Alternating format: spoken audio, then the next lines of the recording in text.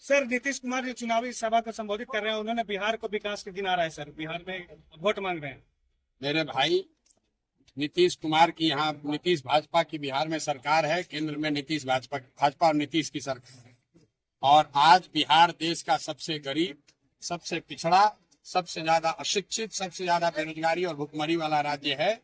नीतीश कुमार आंकड़े जारी करने, अगर हम लोग जो कह रहे हैं वो गलत है, तो नीति आयोग उन्हीं की सरकार के द्वारा जारी किया हुआ आंकड़ा देख लीजिए।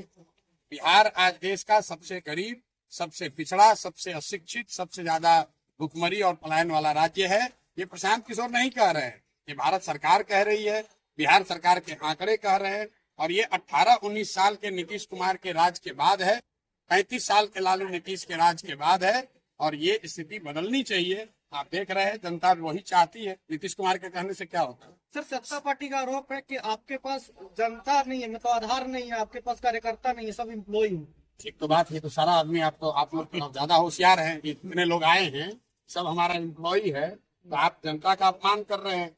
जो लोग यहाँ आए हैं, ये सब लोग हमसे सैलरी पाते हैं।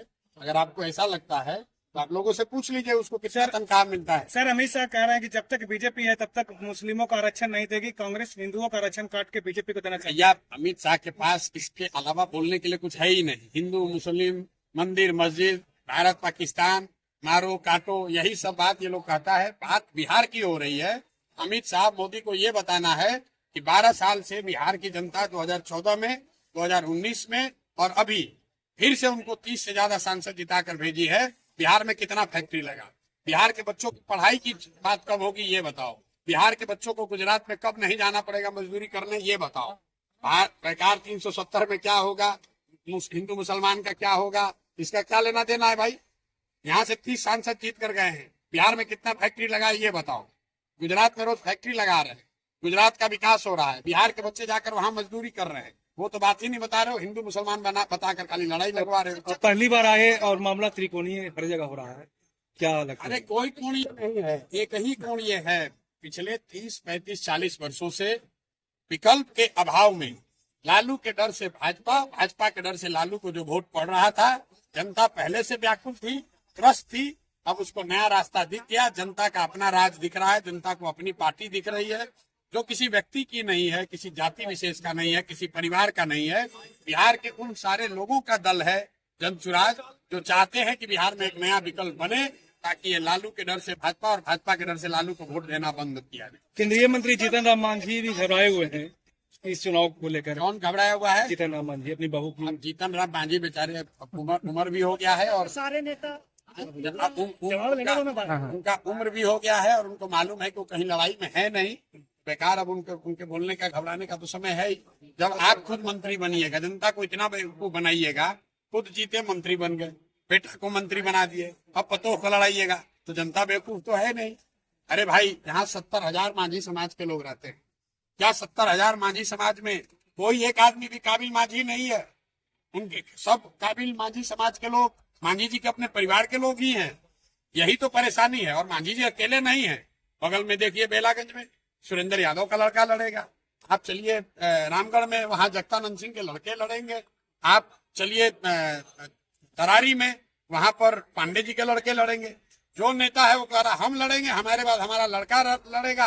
अब बिहार की जनता जाए, जहाँ जाना है उसको जाए। सर इलेक्शन आती है तो सारे नेतागण लोग जो है कि वादे करते हैं, क्या आप भी अपने वादे पे खरे उतरिएगा? कौन सा वादा किया हम? आप तो यहाँ पर थे, हमने तो वोट मांगा नहीं। गली जा करके अरे सुनो मेरी बात, 5,000 गाँव मैंने भ्रमण करके जो है कहा नहीं 5,000 गए जी तो क्या जीतने के बाद भी जो है जो उन गाँवों को भ्रमण कर। आप बात उन गाँव को बदलेंगे, भ्रमण काहे करें? हाँ जी, तो वही बदल, वही कहने का जीवन भर भ्रमण नहीं करते रहे। नहीं सर, नहीं सर यहीं से पास में छकरबंदा नेता लगाने के लिए बोले आप भ्रमण कर लिया, देख लिया क्या समस्या है, उस समस्या को समाधान का रास्ता बता रहे हैं। जी अब फिर उसे भ्रमण करते रहेंगे? नहीं तो इसके विकास करेंगे।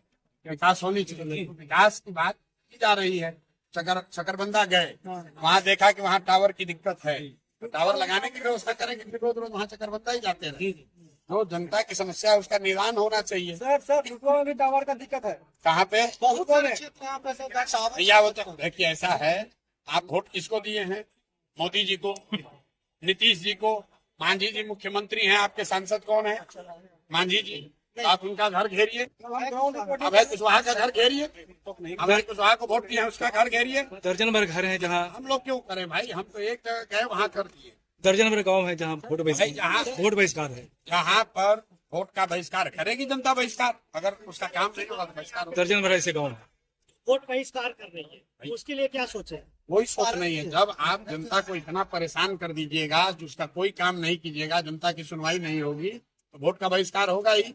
इलेक्शन कमीशन को उसका संज्ञान लेना चाहिए। जहाँ लोग बहिष्कार कर रहे हैं कोई सूद कोई नहीं ले रहा है। नीतीश कुमार आए हुए थे सर, उसी समय जो है जीविका दीदियों जो है बहिष्कार कर रहे थे, उसपे उन लोग प्रोग्राम में अगर आवेदन लिखकर चलते थे कि हम बिल्कुल उसका अति करेंगे, तो सर उसके उन लोग वोट देने के लिए तैयार है। या हम ऐसा है, सारी जीविका दीदी सुनो ऐसा है, हम वोट की राजनीति नहीं करते हैं। आप इतने देर से यहाँ खड़े होकर सुन रहे हैं, हमने क्या कहा? हमने ये नहीं कहा किसको वोट दो, हम ये जरूर कह रहे हैं कि किस बात के लिए वोट दो। हम ये नहीं कह रहे हैं कि वोट किसको दो, वोट जिसको देना है दो, लेकिन वोट अपने बच्चों के लिए दो, अपने बच्चों के पढ़ाई रोजगार के लिए दो। अगर वोट चावल के लिए दोगे चावल मिलेगा, मंदिर के लिए दोगे मंदिर मिलेगा। 4 सीट हुआ है, 2000 के जवाब में आज जीतन राम मांझी जी अपने सभा में 1000 वृद्धा पेंशन देने का घोषणा की। घोषणा क्या दे दो, तो सरकार पे है, दे देना चाहिए। हमारी ये तो जनसुराज की बहुत बड़ी जीत होगी। अगर 1000 मिलने लगे, जनसुराज मानेगा कि चलिए हमारे कहने से 2000 नहीं दिए, कम से कम 1000 तो दिए। क्या अनुमान है सर, 4 सीट में से कितना आ रहा? कोई अनुमान नहीं है। अनुमान ये है कि यहाँ पर लालू, नीतीश, मोदी का, अब यहाँ पर आप देखें अनुमान की क्या बात है। हमने हाथ उठाकर पूछा लोगों से, ये भी कहा भाई जिसको लालू जी का चाहिए हाथ उठाओ, जिसको मोदी का राज चाहिए हाथ उठाओ।